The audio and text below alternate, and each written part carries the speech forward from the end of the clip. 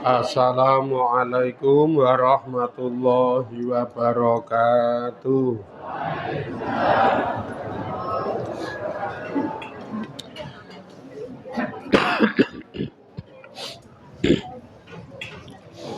Bismillahirrahmanirrahim. Bi husni hadhihi niyah li ibtigha'il ulumi nafi'ah wa ibtighai mardatillahi ta'ala wa rahmatihi fid dunya wal akhirah biwasilati wa barakati ta'allumina hadza tafsirul Qur'an ya Allah waqdi hawaijana wastajib dungaana ya Allah bi barakatil Fatihah. A'udzu billahi minasy syaithanir rajim. Bismillahirrahmanirrahim. Alhamdulillahi rabbil alamin. Arrahmanir rahim. Maliki yaumiddin. Iyyaka na'budu wa iyyaka nasta'in. Ihdinas siratal mustaqim. Siratal ladzina an'amta 'alaihim ghairil maghdubi 'alaihim waladdallin amin.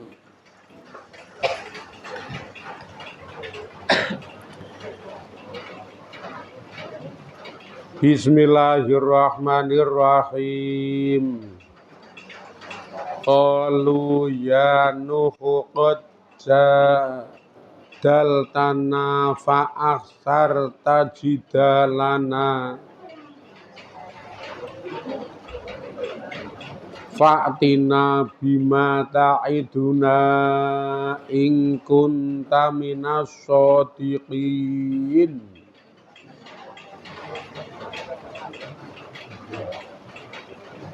Qalu padha ngucap sapa kaum Nuh ngucape ya Nuhu he Nabi Nuh qad jadalta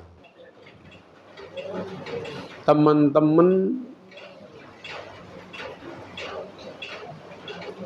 ngekei alasan sapa sira nak ing kita, utawa nek cara tembung wong padu madoni.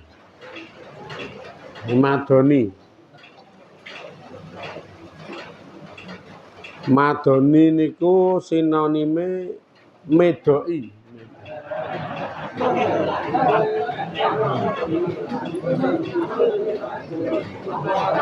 Sinonime. Madoni niku saka kata dasar wadon. Ben sisan le anu kok.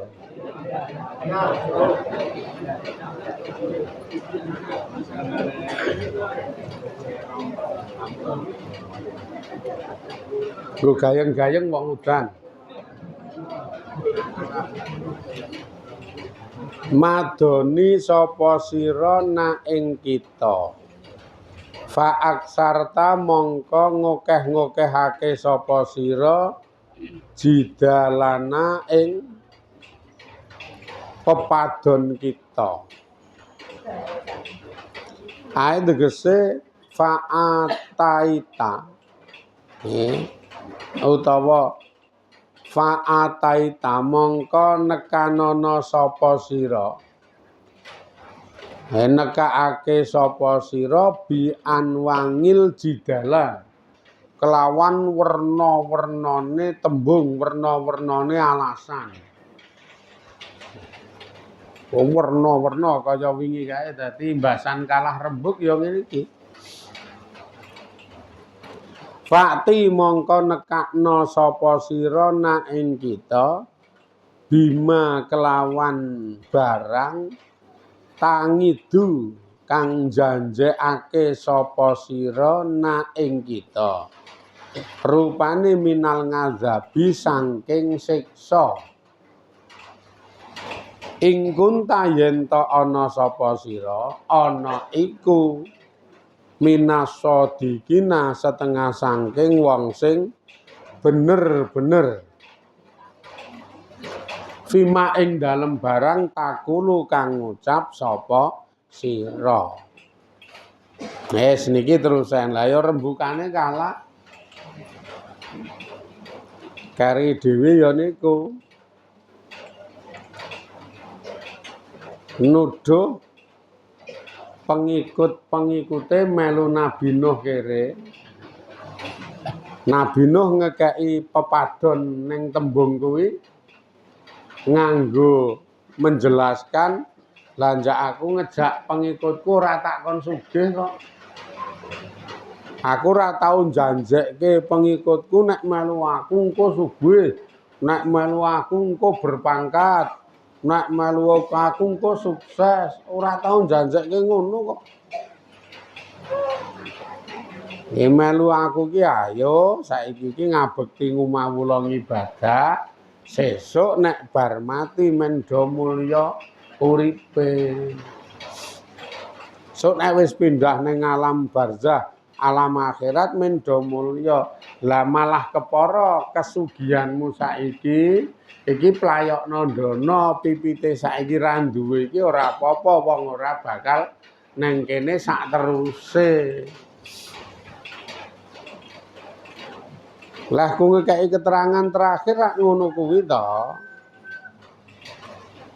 Lah kok kowe nuduh-nuduh melu Nabi Nuh ki marahi kere. Ha iso janjekke sugih ya sapa?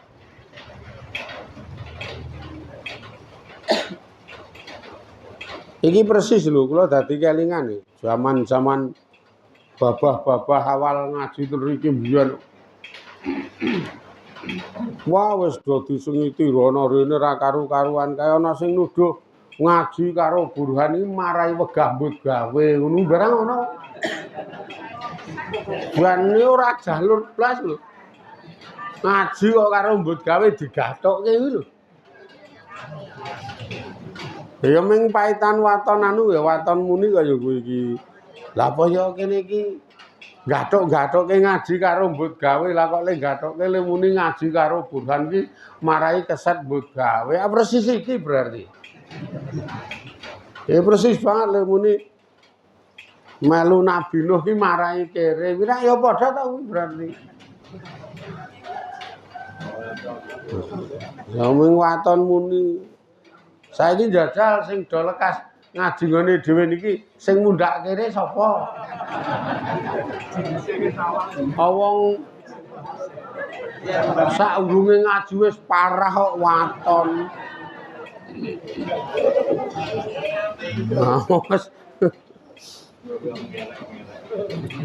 Kok oleh muni marahi dadi seolah-olah ki sing dadi penyebab kene, seolah-olah sing dadi penyebab ki nek nggon ayat niki Nabi Nuh ya wis ora ana gathukane kok ya.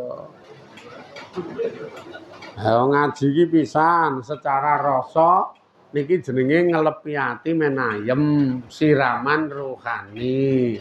Iki agi rasane wae men supaya anyep kelingan Allah nglakoni ibadah. Kuwi nek ngaji. Ping pindhone jenenge we golek ganjaran, mula terus nandur amal. Iki rak jenenge nandur amal. Sesuk arep nggo golek opah kuwi. Mula le matur sok, kamangka janjine Allah le ngopahi ning kiamat kono. Ora saiki kok ya. Kuwi nggon ngaji tok, agi ngono kuwi. Kadang kala ku ning jaba-jaba jenengan duwe dhuwit, terus cucul sedekah niki rak ya nandur amal nggo golek opah saka Gusti Allah. Ora kok kaitane karo sugih kere kan ora. Bahkan malah Allah we janji sedekah niku tikelke 10 ijole berarti marahi sugih. Manut Allah ki malah sing bener ora marahi kere ning marahi sugih. Anjak kono sing rejekeni kok. Ning gandeng jenengan ratek ngandel karo ayat kuwi mula ya seprene tetep ra cucul kok ya. Wis domongi marahi sugih ngono ya ora tertarik ya. Angel.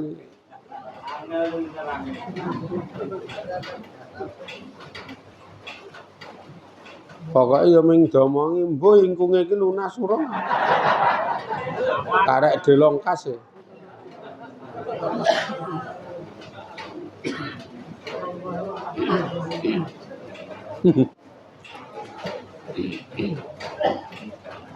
Wes iki rak ya lucu to ngono kuwi. Lu kari-kari le ngonakke ngene, kaume Nabi Nuh. Malah ngonakke Nabi Nuh. Wah, sanu dasare jenengan iki kok kan ngomong ngono to. Malah diwalik wong sing kok kan ngomong kaume gandeng kono balane akeh tur wonge bleger dunyane top-top ngonekke Nabi Nuh terusen. Kalu ya Nuhu qad jadal tanah fa aksarta jidalana. Wis dasare nek diomongi ngeyel kowe iki Nabi Nuh malah kokean ngomong fa aksarta mongko ngokeh-ngokehke sapa sira. Iki dadi lek omong kowe ngonekke kowe iki mah kokean ngomong, kokean alasan, kokean rembug. Dipremo angel, di sing tuwa-tuwa karo sing top-top malah sempat omong niku kowe iki dipremo angel. Ngene wae nek nyata-nyata kowe iki bener, ya bener le dadi nabi, bener sak kabehane omonganmu kuwi. Nek nyata-nyata kowe iki bener, saiki ngene wae. Nekakno siksa nggo kita-kita jajal. Wani nantange ngono kuwi kok. Nembunga Gusti Allah.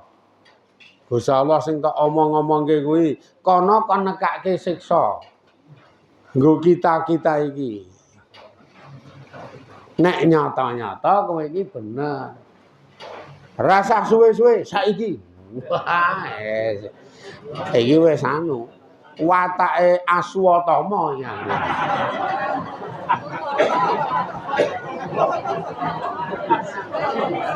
Wila Aswatama ki anake anu Cik.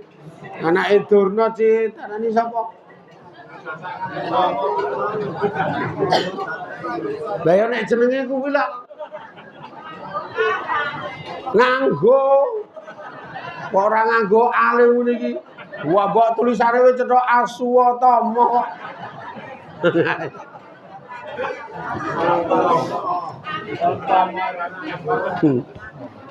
Iki wis angel malah nantang. Rasah nggo suwe-suwe saiki. Waduh. Nek serem timen. Sing diprema kaume malah kaume nuduh kowe iki tak prema. Ha njregakal to diwolak-walik ngene iki. Nabi Nuh ya ngguyu-ngguyu piye ngono lho aku iki mrema kowe, ngiguh-ngiguhke kowe kuwi men supaya disenengi Allah gek slamet malah nantang. Iki ki arep tak slametke saka siksa kok malah nantang njaluk siksa.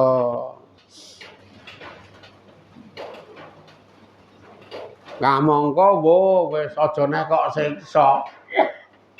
Kebiaran rasa kowe mam lho iki. Muring-muring ya sesuk apa kuat aku nek ngene iki poso le muni ngono. Wis engko nek bangkong kok wong modar. Marai rasa ora iki arep ngeleh sedina gila banget kok. Kok arep ngeleh sedina wis wedi banget nantang siksa. Wes pokoke sing rawuh iki ora lanang ra wedok, kae lara untu ae gene. Rasa siksa kae lara untu wis.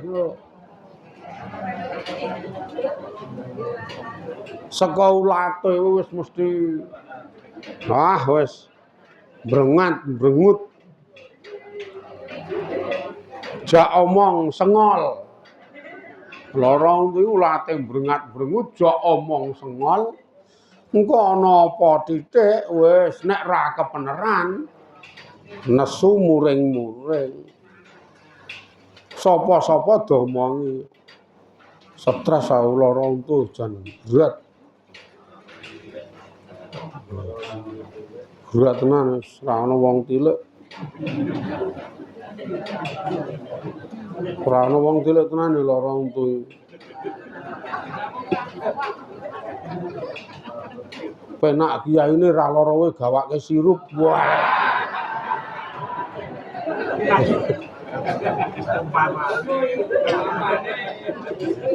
Ya ming bangane ra nerake.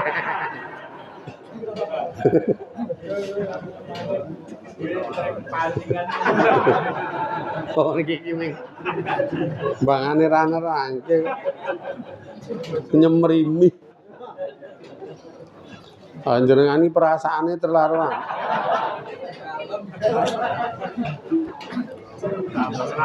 Ngrungokke keterangan ki le ngembangke minggo iki lho. Le ngembangke ki kok ndono iki lho. Iki kanggo perbandingan wong lara untu terus le muni wong lara iki jak le muni ngawur kok ya iki.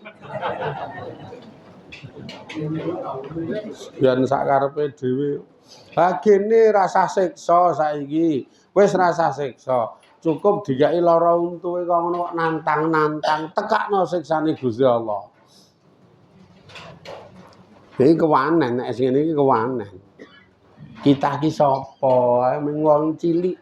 Neng donya iki kita ki ming bagian wong cilik. Wong ra pengkuh. Ki wong ra pengkuh.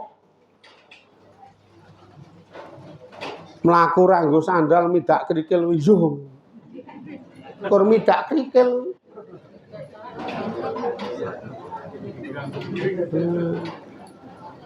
Pinggrang-pinggring kene wong ra pengkuh kok kemaki. Kuwi ming mlaku ra nggo sandal lho iki. Midak krikile jegrak.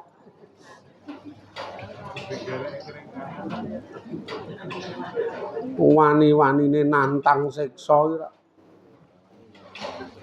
Sapa awake dhewe iki sapa jare rasane sapa to? Wong ra ndek kekuatan apa-apa bahkan saka urip nek ra duripke Allah ya ora iso apa-apa. Duwe kesugihan titik we gaya gek kuwi iki Gusti Allah. Sing ngekeki iki Allah. Temandang titik oleh duit akeh, tanda tangan oleh duit gede. Kuwi nek ra sing gawe ngono kuwi Gusti Allah sapa? Ayo ora tanda tangan akeh wong aku adol sawah. Angel. Lah yo sawahe sapa? Nek dipikir-pikir tenan kuwi dipikir tenan sawahe sapa apa kowe mbiyen lahir ngotong-ngotong sawah apa piye? Lahir ora nggo apa-apa kok le sawah muni ndakmu iki rak status saja to. Status wae ndeke Allah. Akhire gandeng urusan udu manusiawi statuse ndakmu terus tok dol tanda tangan nampa dhuwit to. Kuwi teko karo Allah dipayokke. Nek karo Allah urung dipayokke nyatane ya tawa ya ora payu-payu. Iki ngantek le tawa iki lewat grup pondok lho ya ora payu-payu.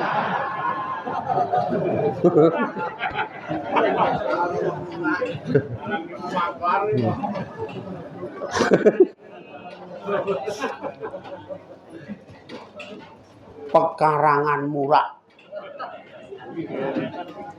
Kula kae pas jejer sapa ngono buka kuwi tak duduhi. Lho iki murah ben didol. Ngono jenengan ora tertarik jebule. Weh kok terus ngono iki murah ben ora ben.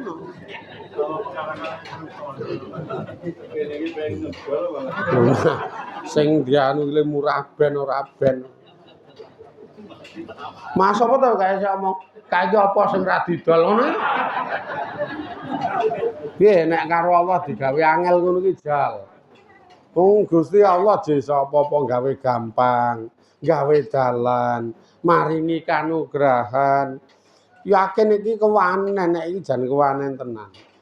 Saiki nek kowe bener-bener nyata dadi rasul, dadi nabi, tekakno siksa niku kewanen.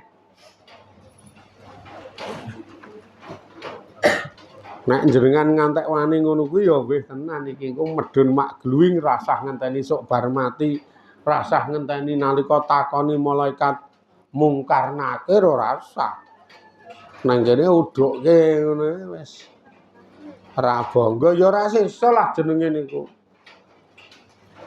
Cicilan ya kena. Cicilan siksa. Utawa ya pepeling wis, dikeki pepeling. Nih. Ya kuwi kadang kala ora sah lara, awake sehat. Ning segala macam urusan dunia jenengan karo Allah digawe sial, digawe angel ngono judeg lho niku. Artine nang ati pendak dina ora tau tentrem. Mbok urip kok ora tau tentrem jal wis. Akhire efeke ning awak. Ketoke nglekar turu rasa turu. Nggih, wae judeg ya iki. Nguripke kipas masuk angin.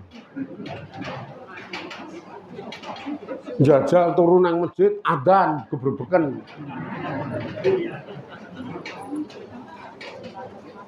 Saking strese nang gone kanca manungsa turu tekan gone kanca mung tak nunut nglekar ya aku jan rasa turu tenan. Ha wis kono sak karepmu. Malah anake kancane sing cilik-cilik loro gojek teng jembling mlayu mlabu metu wae. Wis.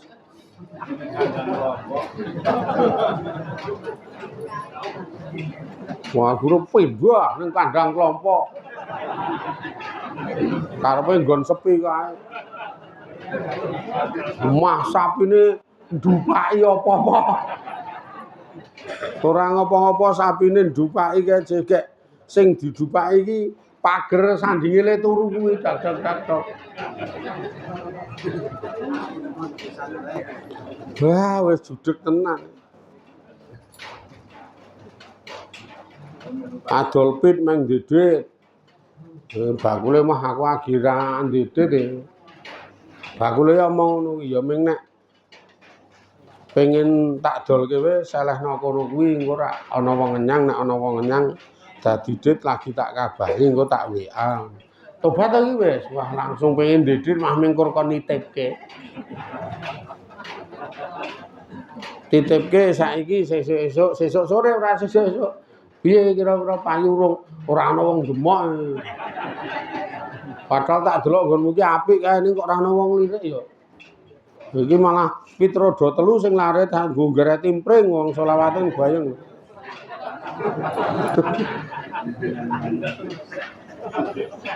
Wong sial. Dewoke wong sial iki judeg tenan ngono kuwi jajal diajar karo Allah ngono kuwi. Ora bundet. Kari keto grenengan nyemplung kali opak wae apa ya iki. Saking judege. Saking judege nyemplung kali opak wae ya. Nyemplung wis nek wani. Bahasan nang ngger kali nyemplung wedi cetek po jero nek jero.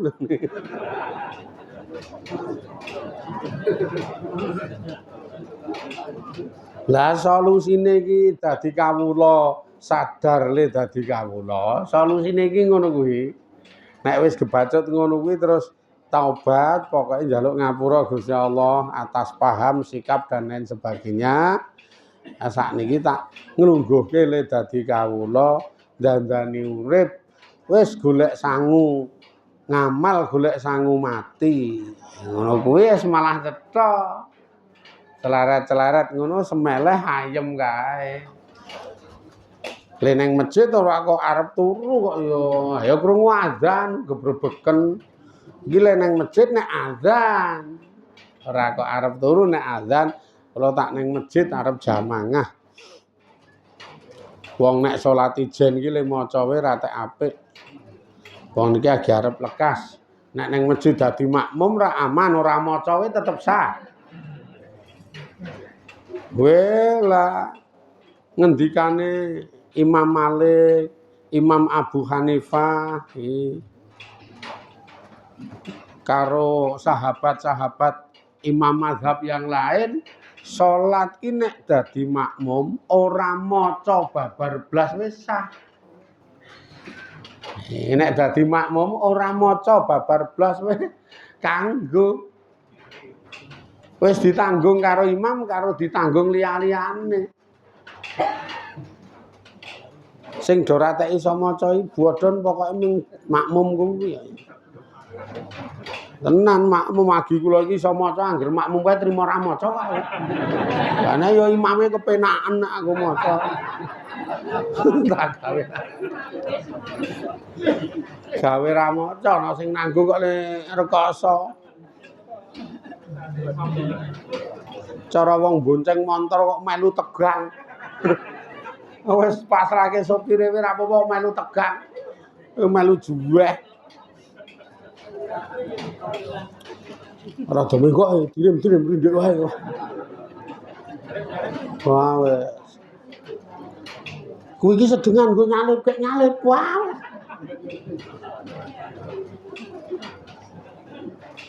Saka kono isih adoh sikik kowe wah. Nang dalan rame wae. Ngantek sopire ora iki sing nyopirke aku apa kowe.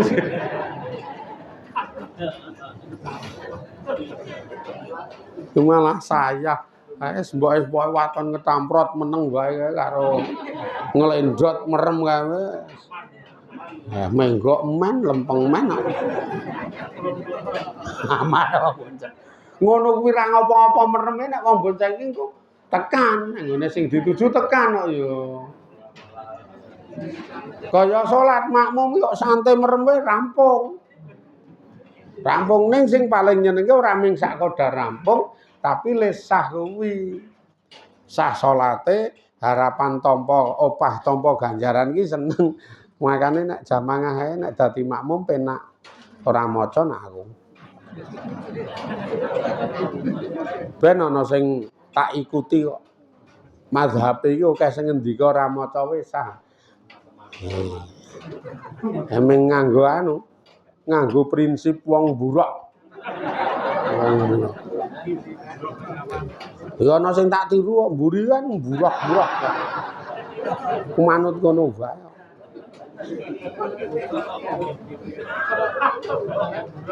Ngono wae ora disiksa ora sah gaya.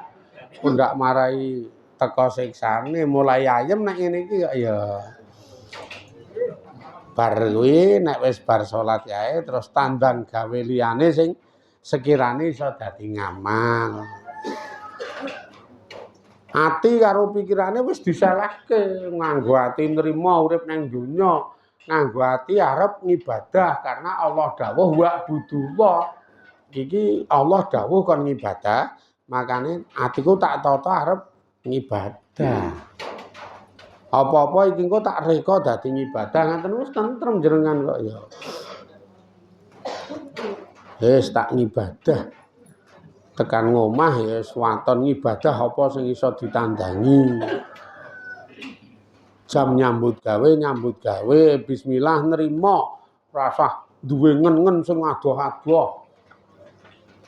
Jenengan ya dadi tukang kuwi mah ngen-ngen arep kredit Yaris kok ya masalahnya. Kadowan. Kadowan aneh-aneh lek arep tentrem wae piye nek ngono. Malah arep ngedukke Yaris. Ya minimal Brio ijo pupus. Pencetha tukang batu to. Gek Supra X tahun 2002 ngalor ngidule. Lah mangkat ki nganggo Supra X rada cilik kae tahun 2001 2002 kae. Kuwi we ngebul rung dibenakke sprene. Kok malah arep ngethukke Yaris. Ora tentrem ngono. Aku ki jane ora pengen kuwi. Ning mbok wedok ngomah kae sing pengen. Nah aku ki wis ngene iki. Lah ya diomongi aku ki ming tukang, Bu. Sendina bayarku semene, seminggu semene. Nek kowe njaluk ngono kuwi wis pokoke tak pok rembuke sisan ra iso. Ketoke aku tekan mati ra iso nek kon tuku kuwi. Kowe dipok sisan ngono kuwi kok ya. Ndek tinggalan sawah sithik wis tok dol to mbiyen. Dadi saiki wis ra iso. Dipok ngono kuwi wis mangepok, manut wis nek kon tuku kuwi mbangane aku engko ping saya ora tentrem mangsa tuaku nglunasi kuwi wis kangelan. Tak omongi sisan ra iso, lah kowe sak karepmu. Ngono kuwi. Malah kepenak nek njaluk iki. Ha kek kene iki kekuatane ming semene nuntut-nuntut semono ngeboti kowe kok atiku saya ora tentrem. Tuntutanmu terlampau dhuwur kok ya nek ngono kuwi iki. Tuntutan wingi wae ora ndelok kahanan njaluk iki, dek ben kae njaluk iki. Walah kek ngerti ora kowe aku iso nuruti kae utang lho kae iki jane.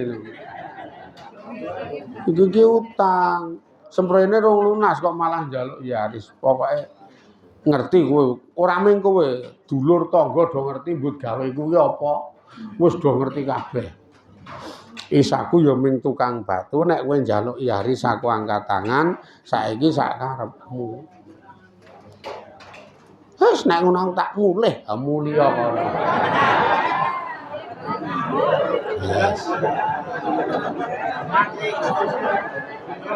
Wis kono nek arep mulih oleh mulia. Nah wis mumet tenan ngrasake tuntutanmu wis semunut.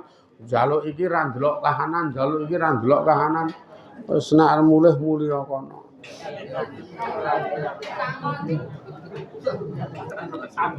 Kene lunga glidik tetepan. Sore mulih jebul wis ra ana, buka lemari ketoke sandangane wis digawa.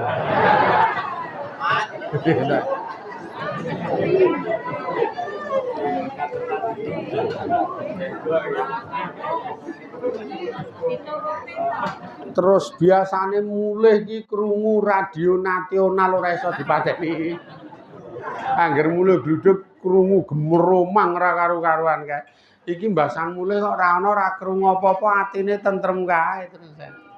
Oh lah ati penak jebule nek ora mah beneran ben. Terus salat ngasar mempeng kae. Atine kok semeleh terus salat ngasar, bar salat ngasar ndonga ya Allah, ampun balekke mriki ya.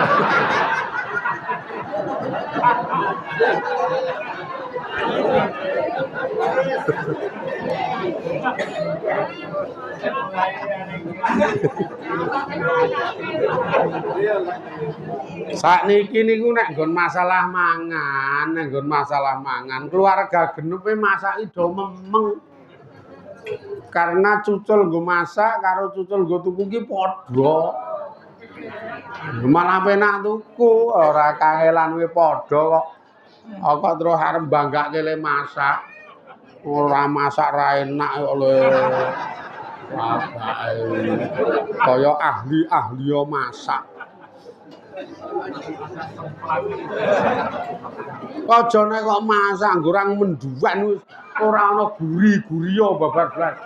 Goreng menduan kok tanpa nganggo bumbu ngono ae gaya. Tak tinggal mulih ben ra ana sing masake. Alah. Sar kepek yo arek milih.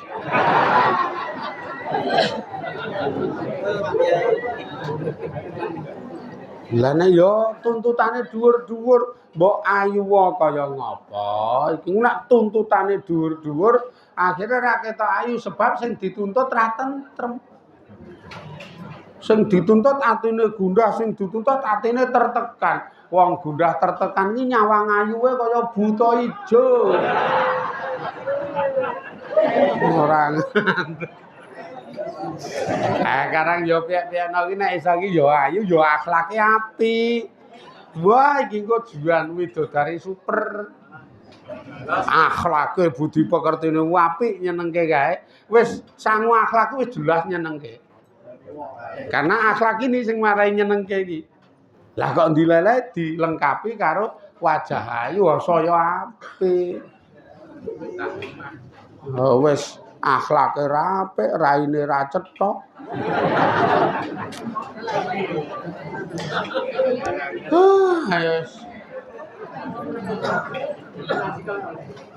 Makan. Urip itu tujuan utamane nggo ngibadah, ora nggo donya. Dadi nek diomongi karo risalahe Nabi, nek Nabi seda diteruske karo para ulama, karo para kiai nerangke isine Quran, nerangke isine hadis, iki tamponen nek pengen tentrem. Wis ditampa. Dimenepke ning jero ati set insyaallah ayem tentrem. Niki sik terus ke sesuk. Muga-muga do diridani Allah, do diberkahi Allah, sehat waras lahir batine, istiqomah ngaji ngibadahe, jembar gangsar rezekine, bejo slamet saking donya niki dugi akhirat. Alhamdulillahirabbil alamin. Assalamualaikum warahmatullahi wabarakatuh.